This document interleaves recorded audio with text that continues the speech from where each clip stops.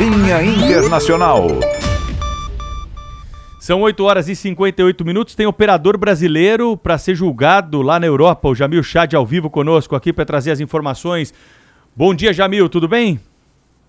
Pedro, bom dia a todos. Vocês talvez devam se lembrar que em 2014, na eclosão da Lava Jato, um certo Bernardo Freiburghaus era procurado pela polícia brasileira. Ele escapou basicamente para a Suíça, ele tem dupla nacionalidade, veio para cá, para Genebra, e claro, nunca mais voltou ao Brasil. E claro, os suíços têm a política de não entregar os seus próprios nacionais. Como ele tem cidadania suíça, ficou aqui na Suíça. Ele, por vários anos, se recusou a ter qualquer tipo de reconhecimento de que atuou ou pela Odebrecht, ou pela Petrobras, ou pelos diretores, mas até que, obviamente, fechou um acordo com os suíços e reconheceu ter atuado como operador, basicamente lavado 60 milhões de dólares de Pedro Barusco e os outros diretores, ex-diretores da Petrobras.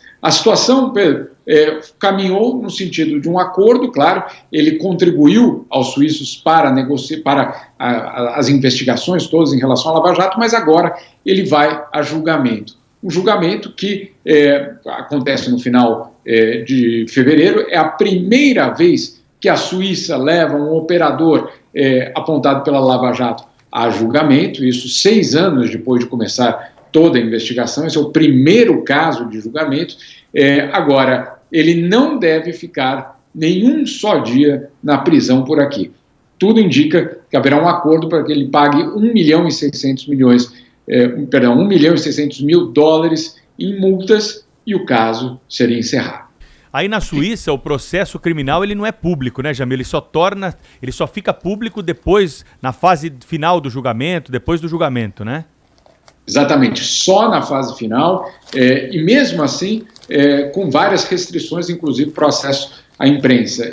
Durante esses 6 anos, se você perguntasse ao Ministério Público Federal aqui na Suíça sobre o processo, nenhum tipo de informação era dado. Agora que o processo entra na fase final, agora sim os dados são comunicados, e aí a gente descobre que basicamente existia uma verdadeira operação para que Barusco e os outros ex-diretores da Petrobras fizessem todas essas transferências milionárias que aconteceram aqui na Suíça, aqui em Genebra, durante 8 anos, claro, até que a Lava Jato chegou.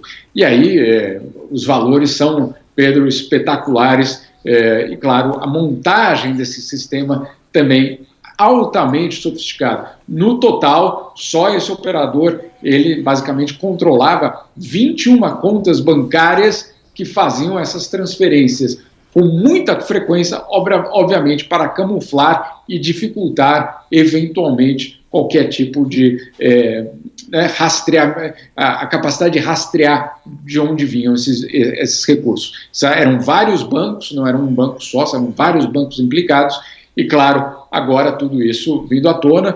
No Brasil, claro, já sabe muito dessas informações, porque, claro, o próprio Barusco e os outros ex-diretores, Paulo Roberto Costa, fizeram delações premiadas, mas ainda assim ter uma situação dessa aqui na Suíça não é nada comum, Pedro.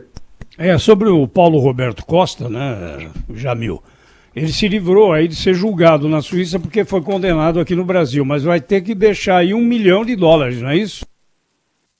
Exatamente. Ele, na verdade, essa foi uma decisão que nós também publicamos nessa semana, mostrando que o Costa, na verdade, ele já foi condenado no Brasil e, portanto, ele não pode ser condenado 2 vezes, mas ele vai pagar uma multa aí de 1 milhão de dólares aqui na Suíça. Além, claro, do dinheiro que voltou, que foi devolvido, justamente aqueles 23 milhões de dólares que tinham sido encontrados na conta dele aqui, devolvidos para o Brasil. O que é muito curioso, Zé Paulo, na verdade, a estrutura que era montada, absolutamente profissional, absolutamente sofisticada, com várias camadas, justamente para dificultar qualquer tipo de revelação de quem eram os donos dessas contas. Os suíços, só para a gente completar, pelo menos essa questão da Suíça, os suíços investigaram por vários anos quem pagou a propina, depois investigaram quem recebeu a propina, e agora eles estão nessa terceira fase, que é justamente a de entender como é que o sistema financeiro suíço teve um papel absolutamente fundamental para que essas propinas fossem pagas. Afinal de contas, todo esse volume de dinheiro não se move sozinho, né, Zé Paulo?